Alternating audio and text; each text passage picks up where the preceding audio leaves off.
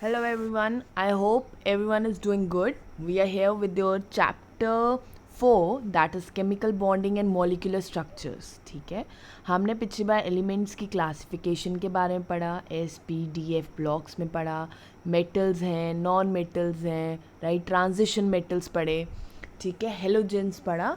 हर एक जो था हमने एक पीरियोडिक टेबल जो आपका इम्पॉर्टेंट था, that I told you that you should have a thorough knowledge about it. Fine, तो आज उसी की कॉन्टिन्यूएशन में ही आप समझ लीजिए कि अब थोड़ा सा डिटेल में जा रहे हैं, केमिकल बॉन्डिंग क्या होती है, मॉलिक्यूलर स्ट्रक्चर्स क्या होते हैं, अब थोड़ा डीप जाएगा, ठीक है।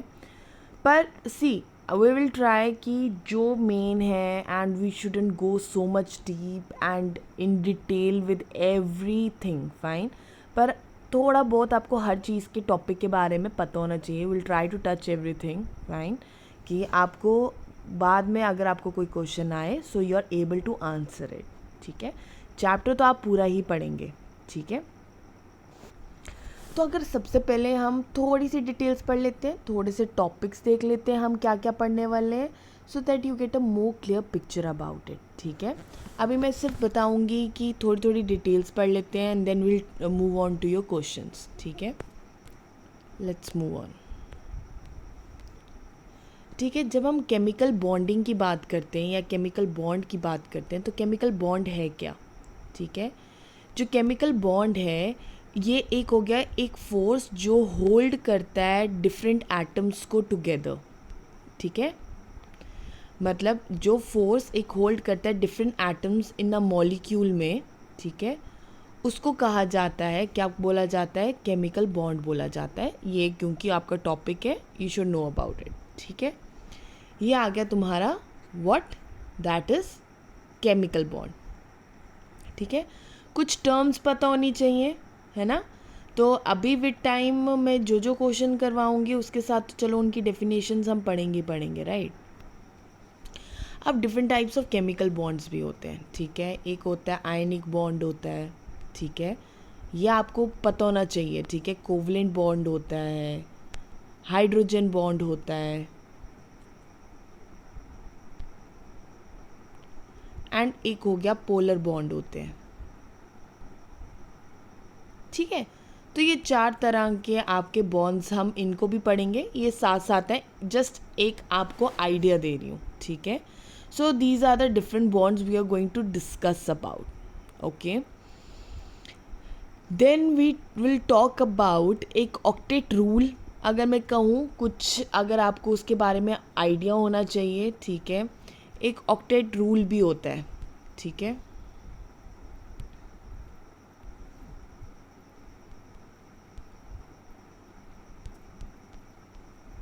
ठीक है, so you should have a knowledge about that as well, ठीक है। जब अब आपसे कोई पूछ लेगा कि ऑक्टेट रूल क्या है, क्योंकि इस पर हम क्वेश्चंस करेंगे तो यू शुड नो अबाउट, ठीक है।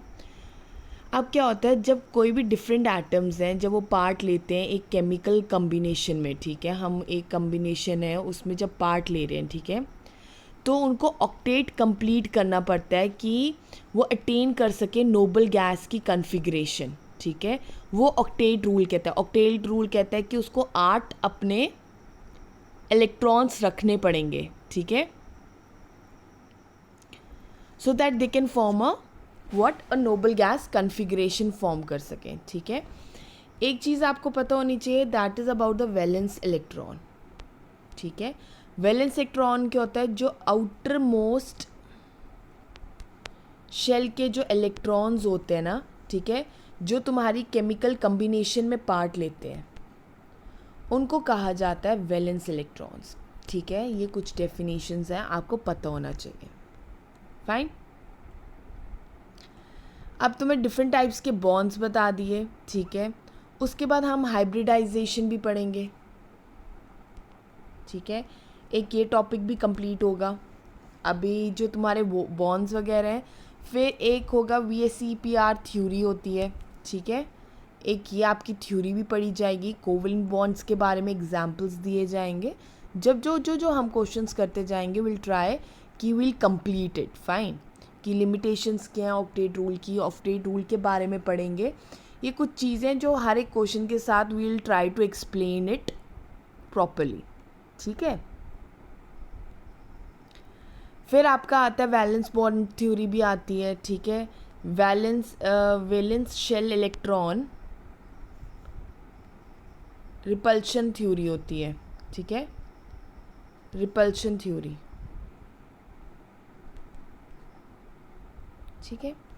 So this is VSEPR theory है, fine.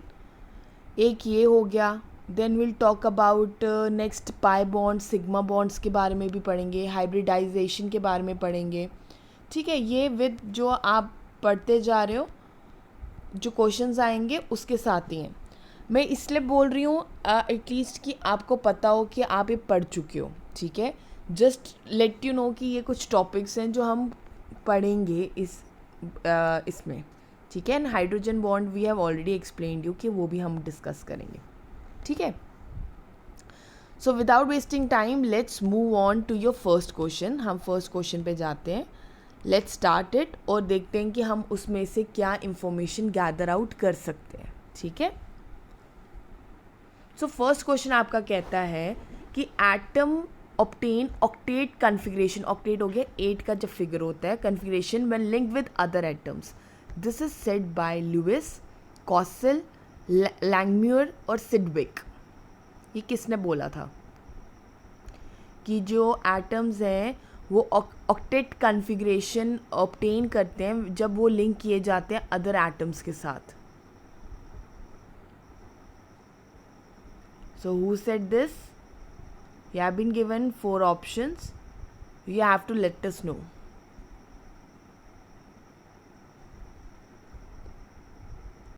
Okay, so your correct answer is A. Lewis, ठीक है।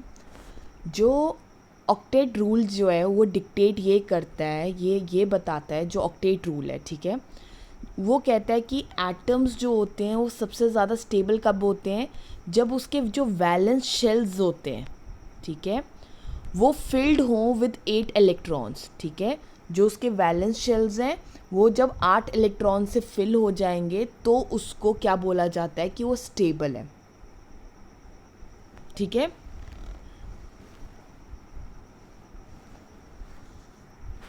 तो मोस्टली जो ये रूल है ऑक्टेट रूल, ये एप्लीकेबल भी किसको है, हेलोजेंस के लिए, ठीक है।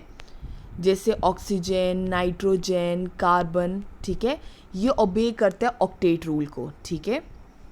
इवन जो S ब्लॉक एलिमेंट्स हैं और जो P ब्लॉक एलिमेंट्स हैं वो भी इसको फॉलो करते हैं, ठीक है, एक्सेप्ट जो हाइड्रोजन है, हीलियम है एंड लिथियम, ठीक है, वो 8 इलेक्ट्रॉन्स नहीं फिल कर पाता, अदरवाइज बाकी जो S और P ब्लॉक को इन्वॉल्व करते हैं उसमें होता है, ठीक है।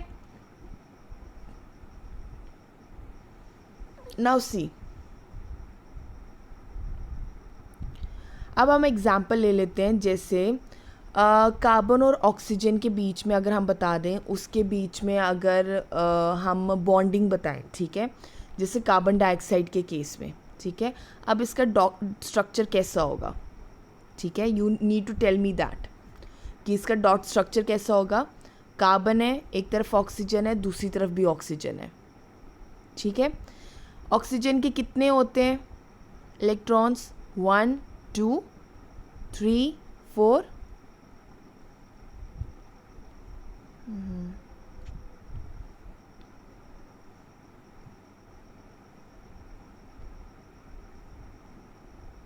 ठीक है। और इसके कितने होते हैं, कार्बन के कितने होते हैं, 6, सॉरी कार्बन डाइऑक्साइड की जब बात कर रहे हैं, ठीक है, तो कैसे हम लिखेंगे, ऑक्सीजन दोनों तरफ होगा, कार्बन होगा। ये रिप्रेजेंटेशन है लुइस डॉट स्ट्रक्चर की, वो उसने जो रिप्रेजेंटेशन दी थी लुइस ने, वो डॉट स्ट्रक्चर के थ्रू दिया था, ठीक है। हम कैसे उसको फुल करना होता है, ठीक है जी। तो वो जो है, अब अगर आप ऑक्सीजन का देख, ओके, जो ऑक्सीजन के इलेक्ट्रॉन्स होते हैं दैट इज 6, ठीक है। तो 1 2 3 4, और कार्बन के कितने होते हैं, कार्बन के कितने होते हैं, that is 4, 1 2 3 4,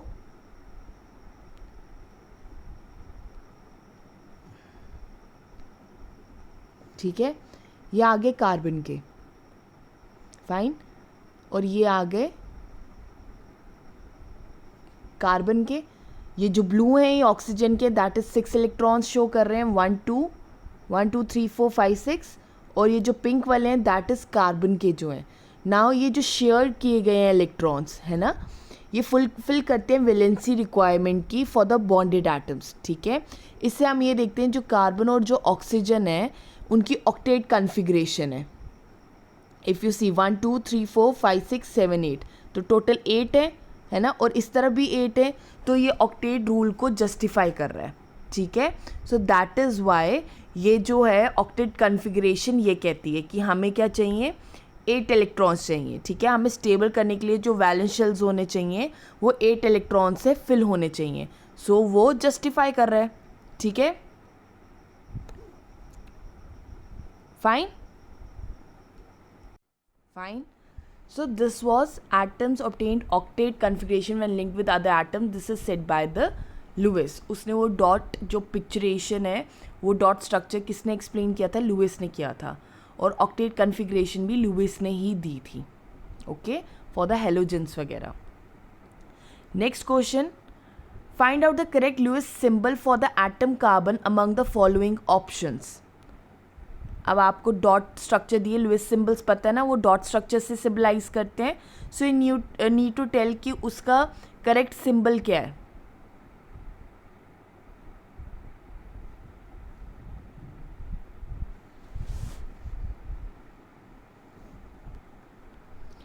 so correct answer is C.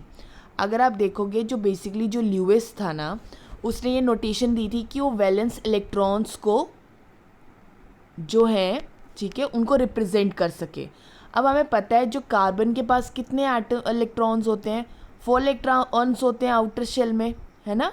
So it represent करेंगे उसको 4 डॉट्स के साथ अराउंड इट, ठीक है, fine. So C is your correct answer. Next, what is the group valence of atoms in the halogen family, ठीक है। अब halogen family में ग्रुप वैलेंस क्या है, A2, B1, C9 और D7।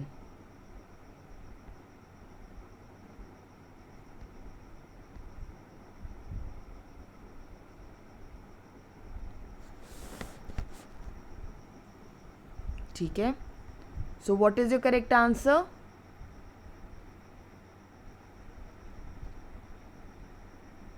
Your correct answer is B1, ठीक है। अब देखो पहले वैलेंस इलेक्ट्रॉन्स के बारे में और वैलेंसी के बारे में होना चाहिए। वैलेंसी होती है कि कम्बिनेशन कर सकें, जिसकी कंबाइनिंग कैपेसिटी होती है ऑफ एन एटम, ठीक है, दैट इज़ वैलेंसी। जो वैलेंस इलेक्ट्रॉन्स होते हैं, जो इलेक्ट्रॉन्स आउटरमोस्ट शेल्स में प्रेजेंट होते हैं, उनको कहा जाता है क्या, वैलेंस इलेक्ट्रॉन्स कहा जाता है, ठीक है। दूसरी बात, हेलोजन फैमिली। हेलोजन फैमिली के बारे में पहले पता होना चाहिए, वो किसको बिलोंग करती है, पी ब्लॉक को इन्वॉल्व करती है, और उसको किस ग्रुप में रखा जाता है, इन 17th ग्रुप, ओके। इसके जो इलेक्ट्रॉन्स होते हैं in the outermost shell of halogen family कितने होते हैं, दैट इज 7। कैसे रखा जाता है, that is 7, that is 2 8 7, okay. तो आउटरमोस्ट शेल में 7 पड़े होते हैं, मतलब इसको सिर्फ एक इलेक्ट्रॉन और चाहिए कि उसकी एक स्टेबल कॉन्फ़िगरेशन मिल सके, ठीक है। तो हमने क्या बोला, valency is a combining capacity एक होती है एटम की, तो मतलब उसकी combining group valence of an valence का क्या मतलब हुआ, और कितनी कंबाइनिंग, मतलब इसमें आउटरमोस्ट शेल में और कितने हम इलेक्ट्रॉन डाल सकते हैं कि वो एक स्टेबल कॉन्फ़िगरेशन बन सके। सो वी नीड ओनली 1, ठीक है। So B is your correct answer, fine, समझ गए। तो तुम्हारी हेलोजन फैमिली में क्या क्या इन्वॉल्व होता है, that is fluorine, chlorine, bromine, iodine, ठीक है, एस्टेटीन, ठीक है, और टेनिसीन, तो ये तुम्हारी हेलोजन फैमिली आ गई। फाइन, समझ गए? चले नेक्स्ट। फोर्थ क्वेश्चन है, highly electropositive alkaline metals are separated from highly electronegative halogens by dash. A noble gases, B oxygen family, C F block elements और डी सेवेंथ पीरियड। तो आपको बताते जाना है साथ साथ।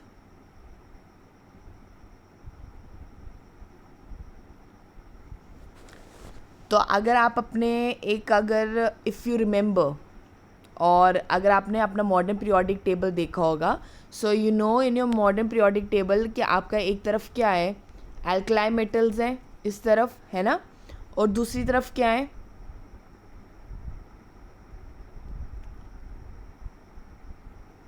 इलेक्ट्रोनेगेटिव हेलोजेंस हैं।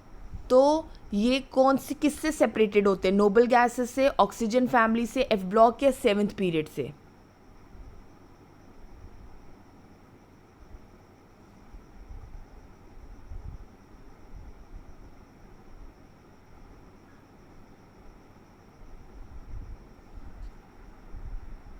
Okay, so what is your correct answer?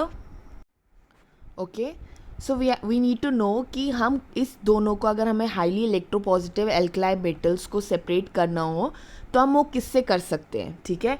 Which is the one thing which can help it, ठीक है? पहले तो तुम्हें इसके बारे में प्रॉपर्टीज़ पता होनी चाहिए कि एल्कलाइन मेटल्स, इलेक्ट्रोनेगेटिव हेलोजेंस की जब बात हो रही है वो क्या है, ठीक है? अब जब हम एक इलेक्ट्रोनेगेटिव और इलेक्ट्रोपॉजिटिव की बात करते हैं तो इलेक्ट्रोपॉजिटिव का मतलब क्या हुआ, ठीक है? वो टेंडेंसी होती है एक एटम की कि वो लूज़ कर सकता है इलेक्ट्रॉन, ठीक है, और क्या फॉर्म कर सकता है, पॉजिटिव आयन, ठीक है? और इलेक्ट्रोनेगेटिव क्या हो गया, वो गेन करता है, उसकी एबिलिटी होती है वो गेन करता है इलेक्ट्रॉन, ठीक है, और उसका क्या होगा, वो फॉर्म करेगा नेगेटिव आयन, ठीक है? अब जब हम प्रॉपर्टीज़ बात करते हैं एल्कलाइन मेटल की, ठीक है, सबसे पहले किसकी बात करेंगे, एल्कलाइन मेटल की। तो जो एल्कलाइन मेटल होते हैं वो क्या होते हैं, हाईली इलेक्ट्रोपॉजिटिव होते हैं, मतलब इनकी टेंडेंसी होती है कि ये लूज़ कर सकते हैं इलेक्ट्रॉन और एक पॉजिटिव आयन बना सकते हैं, जैसे लिथियम, सोडियम, पोटेशियम, इन सब की होती है कि लूज़ कर सकते हैं, ठीक है, और पॉजिटिव आयन जब ये लूज़ करेंगे तो इनके ऊपर पॉजिटिव आयन बन जाता है। जबकि हेलोजेंस की बात करें वो हाईली इलेक्ट्रोनेगेटिव होते हैं, मतलब वो गेन कर सकते हैं, वो अपनी तरफ एक इलेक्ट्रॉन ले सकते हैं और एक नेगेटिव आयन फॉर्म करते हैं, जैसे फ्लोरीन हो गया, क्लोरीन हो गया या ब्रोमीन, इन पे आप देखोगे नेगेटिव साइंस होते हैं, ठीक है? इतना पता चल गया इन दो के बारे में। अब जो प्रॉपर्टी होती है नोबल गैस, अगर उन्होंने बोला है कि इनको कौन सेपरेट कर सकता है, इनको सेपरेट कर सकता है, that is a noble gases. क्यों? कि जो नोबल गैसेस हैं वो क्या होती हैं, इनर्ट होती है, मींस इनकी लो रिएक्टिविटी होती है, ठीक है? तो ये रिएक्ट नहीं करती है, ना कि ये एल्कलाइन मेटल्स के साथ रिएक्ट करें, ना ही हेलोजन के साथ करें, जैसे हीलियम आ गया, नियॉन आ गया, आर्गन आ गया, ठीक है? नाउ अब सेपरेशन प्रोसेस की बात करें, जैसी जब एल्कलाइन मेटल जो है, एल्कलाइन मेटल है वो इलेक्ट्रोनेगेटिव हेलोजन के साथ रिएक्ट करेगा तो आयनिक कंपाउंड फॉर्म करेगी, जैसे सोडियम जो एल्कलाइन मेटल है वो क्लोरीन के करेगा तो क्या बनाएगा, सोडियम क्लोराइड फॉर्म कर लेता है, ठीक है? तो जो हमने क्या बात की, जो नोबल गैसेस है वो रिएक्ट ही नहीं करती हैं, ठीक है? तो ये बैरियर की तरह काम कर सकती हैं इन बिटवीन द टू, ठीक है? तो इनको सेपरेट करने के लिए हम नोबल गैसेस यूज़ कर सकते हैं, ठीक है? सो अगर बोला जाएगा कि इनकी सेपरेशन के लिए कौन सा चीज़ यूज़ किया जाता है, that are the noble gases because they are inert material. So A is your correct answer.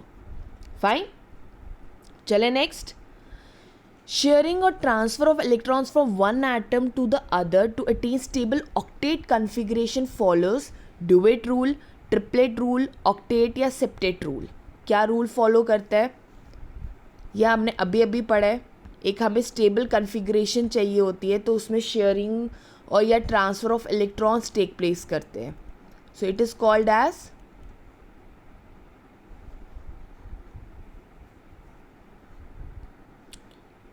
That is C octet rule.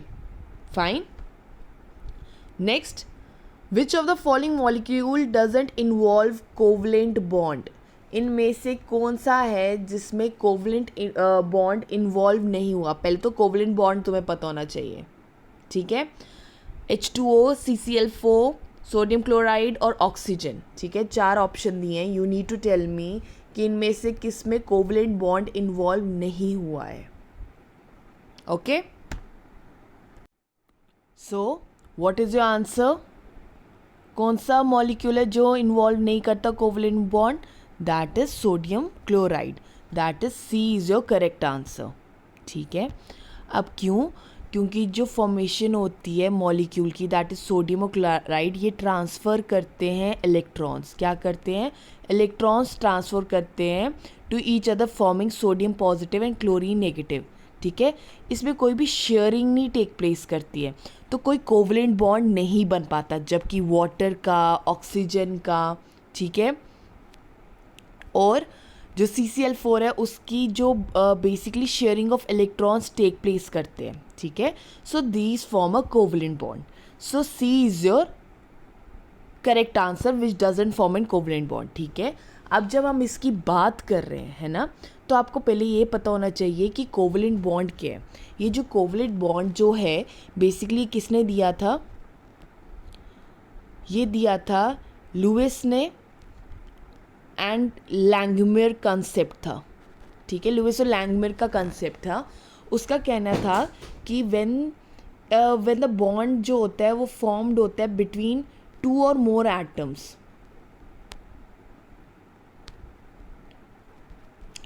जिसमें म्यूचुअल क्या होती है? कंट्रीब्यूशन होती है या शेयरिंग होती है। क्या होती है? कंट्रीब्यूशन या शेयरिंग होती है इलेक्ट्रॉन्स की, उसको बोलते हैं कोवलेंट बॉन्ड, ठीक है, फाइन। तो अगर कोवलेंट बॉन्ड की बात करें मतलब वो शेयर करेंगे इलेक्ट्रॉन्स, फाइन। तो अगर हम एग्जाम्पल्स लेंगे, so you can take for water, ठीक है। अब वाटर का अगर आप तुम लुइस का लिखोगे तो डॉट स्ट्रक्चर बनाने की कोशिश करना है, ठीक है। वैसे अगर आप वाटर का बनाते हो, let's go for that. Hydrogen आ गया, एक इलेक्ट्रॉन। ऑक्सीजन के कितने होते हैं? 6, 1 2 3 4 5 6। थोड़ा सा ना ये इंक्रीज कर लेते हैं,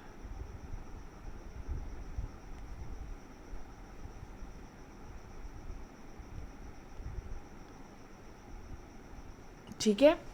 और एक और हाइड्रोजन आ गया, तो उसका भी एक, ठीक है। अब मैंने क्या कहा? दे हैव टू शेयर, ठीक है। जब शेयरिंग की बात आती है सो क्या होगा? ऑक्सीजन आ गया, एक तरफ हाइड्रोजन आ गया, है ना, और दूसरी तरफ भी हाइड्रोजन आ गया, तो 1 2, है ना, 3 4, तो इसका इलेक्ट्रॉन और ये हो गया 6, और इसका, और इसने इसके साथ शेयर कर लिया, ठीक है। सो व्हाट वी मेड, इसमें क्या होगी? इसकी शेयरिंग हो गई, ठीक है। इसने हाइड्रोजन के भी 2 दे दिए कि उसका भी एक ऑक्टेट रूल के अकॉर्डिंग वो कंप्लीट कर सके, स्टेबल कन्फिग्रेशन आ सके, और ऑक्सीजन की भी आपकी स्टेबल कन्फिग्रेशन आ गई। This goes for your water.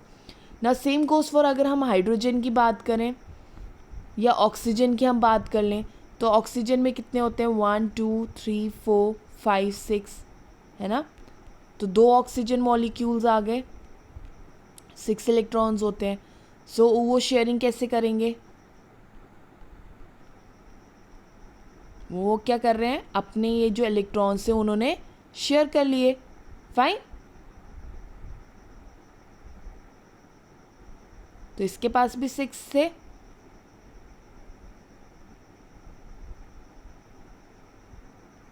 और इसके पास भी हो गए, ठीक है।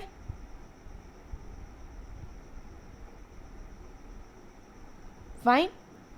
सो वो आ गया, जब शेयरिंग बेसिस पे एक बॉन्ड फॉर्म हो उसको कहते हैं कोवलेंट बॉन्ड, ठीक है। सो सोडियम क्लोराइड नहीं बना पाता, उसमें ट्रांसफ़र टेक प्लेस करता है, so C is your correct answer, okay. चले next. Calculate the formal charge of carbon in methane. A4, B1, C-4 और D0. So you need to take out this कि अब क्या होगा इसका फॉर्मल चार्ज क्या होता है. Firstly you should know that, फिर उसका फॉर्मूला आपको पता होना चाहिए and then will talk about the methane. ठीक है. So what is the correct answer?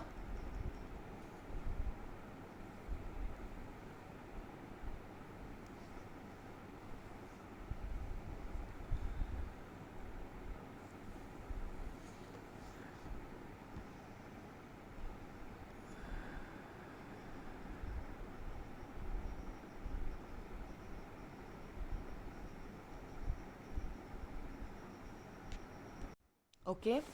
तो पहले फॉर्मल चार्ज अगर आपको निकालना है कि कार्बन का क्या है, ठीक है, it's not an actual charge. ठीक है. तो आपका इसका फॉर्मूला क्या है?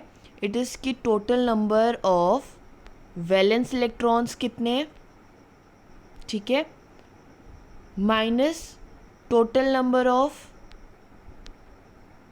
नॉन बॉन्डिंग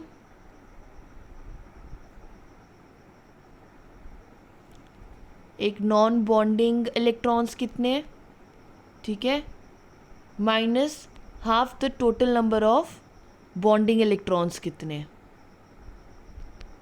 ठीक है. ये आपका formula. Fine.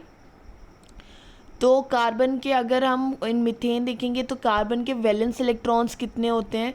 That is 4, total number of valence electron. Minus होने का total number of non bonding electrons, जो इलेक्ट्रॉन्स बॉन्ड नहीं हुए हैं. ठीक है. कार्बन में तो सारे बॉन्डिंग में होते हैं, सो दैट इज़ 0. ठीक है. माइनस हाफ इनटू जो नंबर ऑफ इलेक्ट्रॉन्स जो हैं जो बॉन्डेड हैं. ठीक है. So you have to tell that. Fine. So अगर हम फॉर्म लेंगे नंबर ऑफ वैलेंस इलेक्ट्रॉन्स कितने आ गए? 4, माइनस कि जो नॉन बॉन्डेड थे that is 0, minus half into जो बॉन्डेड इलेक्ट्रॉन्स है. अगर जो कार्बन है वो 4 हाइड्रोजन से जुड़ा हुआ है, ये हमें पता है. तो कितने शेयर कर रहा है? 2, 4, 6, 8 इंटू 8 दैट इज़ 4. कितना हो गया? The whole answer will be 0. ठीक है. So D is your correct answer. आपको फॉर्मल चार्ज का फॉर्मूला पता होना चाहिए. वो क्या बोलता है कि number of valence electrons is number of valence electrons minus number of non bonding electron minus half of bonding जो इलेक्ट्रॉन्स होंगे, मतलब जो शेयर्ड इलेक्ट्रॉन्स होते हैं वो कितने होंगे. ठीक है. So you'll get the answer. D is your correct answer. Fine. Formal charges का फॉर्मूला पता होना चाहिए निकालने के लिए. ठीक है. Next, which of the following doesn't follow the octet rule. Octet rule कौन फॉलो नहीं करता? ऑक्टेट रूल में मैंने क्या कहा था? You need to have a stable configuration. ठीक है. CH4, CCl4, HCl और NO2. So you need to tell कि कौन सा फॉलो नहीं करता.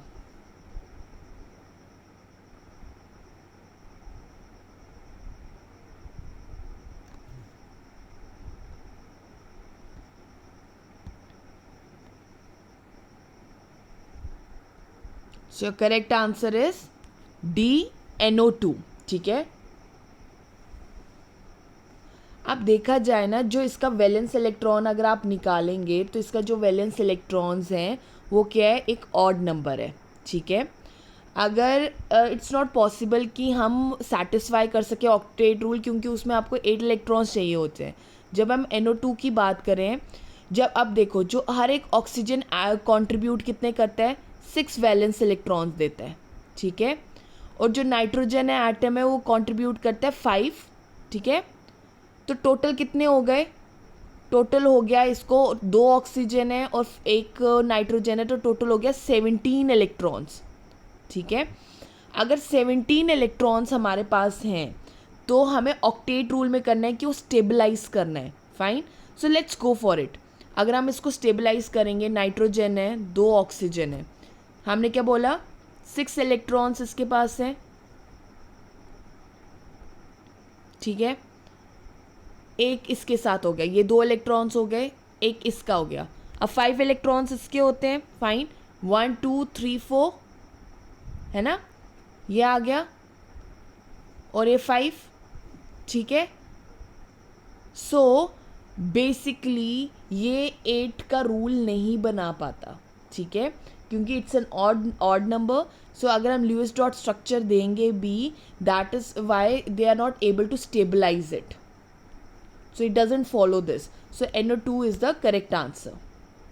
Fine, चले next. Calculate the formal charge of the middle atom in the ozone molecule. आपको ओजोन मॉलिक्यूल में ये निकालना है, ठीक है। आपको ऑक्सीजन, ये पूरा ओजोन का एक स्ट्रक्चर बताया हुआ है, you have to formal charge आपको निकाल के दिखाना है, ठीक है। So what is the correct answer?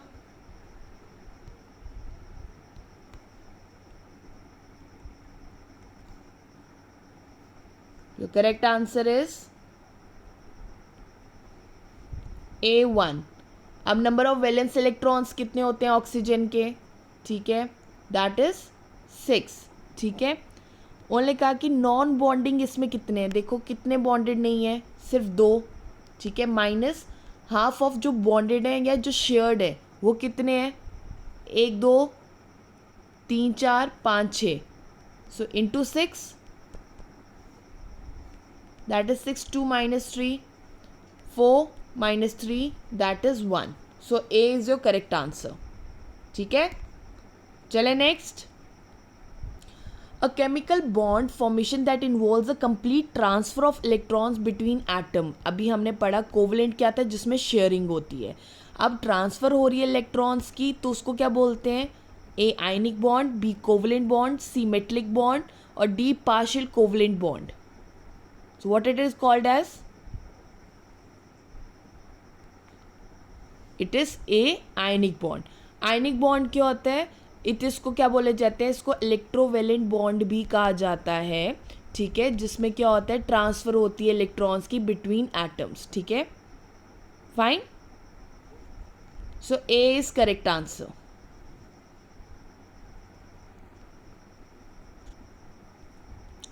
Next, what is the energy that is released upon the formation of ionic compound known as? अगर आप आयनिक कंपाउंड पढ़ेंगे तो वो कौन सी एनर्जी है जो रिलीज होती है, A ionization energy, B lattice energy, C electron gain enthalpy और डी इलेक्ट्रोपॉजिटिविटी पॉजिटिविटी।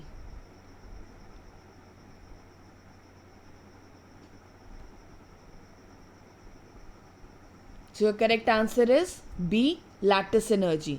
तो जब भी एक आयन्स कंबाइन होते हैं, ठीक है, कि वो एक आयनिक कंपाउंड बना सकें, दैट इज जो एक क्रिस्टलाइन सॉलिड आ गया या एक सर्टेन अमाउंट ऑफ, जब एक एनर्जी रिलीज होती है, वो जो एनर्जी रिलीज होती है वो क्या होती है, एक लैटिस एनर्जी होती है, ठीक है।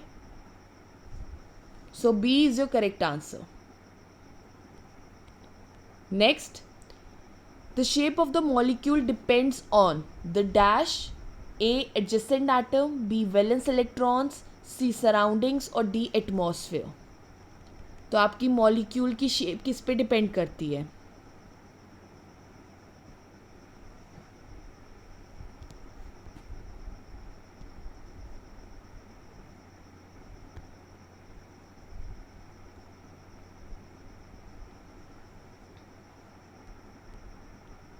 So correct answer is B valence electrons, ठीक है।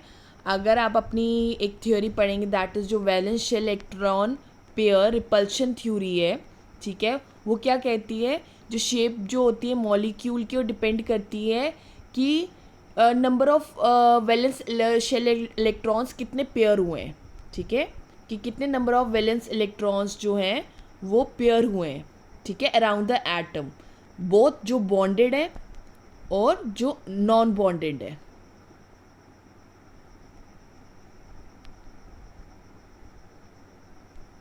ठीक है, so B is your correct answer. चले नेक्स्ट। ओके, अब जब नेक्स्ट जो क्वेश्चंस हैं वो आपके हाइब्रिडाइजेशन पे हैं, ठीक है, we have already 34 to 35 minutes हो चुके हैं. विल कंटिन्यू इट टुमारो, क्योंकि firstly I need to tell you about the hybridization. आपको पता होना चाहिए, ठीक है, तभी आप मॉलिक्यूल्स के बारे में बताएंगे. इसमें बॉन्ड पेयर, लोन पेयर होता है. कल इनकी मैं आपको डायग्राम्स भी शो करूँगी. प्लीज़ कल हाइब्रिडाइजेशन पढ़ के आना आप, ठीक है. एंड अबाउट बॉन्ड पेयर क्या होता है, लोन पेयर क्या होता है, ठीक है, ये पता होने चाहिए आपको, ठीक है. और इनकी शेप्स हैं, उनका भी एक पूरा चार्ट है जिसके बारे में हम पढ़ेंगे. और आपको याद होगा, then it will be easy for you to recognize इनका कैसा होता है और कौन कौन से एंगल्स होते हैं, ठीक है. इनका चार्ट मैं आपको कल दिखाऊंगी और इन्हीं पे आपके बेस्ड क्वेश्चंस हैं, ठीक है. And tomorrow will discuss about sigma and pi bonds also, ठीक है. Fine. So we are going to end this lecture right now. Okay, I think please इतना काफ़ी है आज के लिए. आपने आयनिक बॉन्ड्स, कोवलेंट बॉन्ड्स पढ़े, डॉट स्ट्रक्चर्स कैसे बनाने हैं, लुइस स्ट्रक्चर जो दिया है, ऑक्टेट रूल क्या है, फॉर्मल चार्जेस पढ़ा आज आपने. So this is more than enough. I will meet you in the next class. Will continue with this. I think इसके 2 और लेक्चर्स होंगे ही होंगे, क्योंकि ये थोड़ा सा लेंथी है. So will try to complete in next 2 lectures and we'll complete this chapter. Okay, all the very best. Have a nice day. Take care.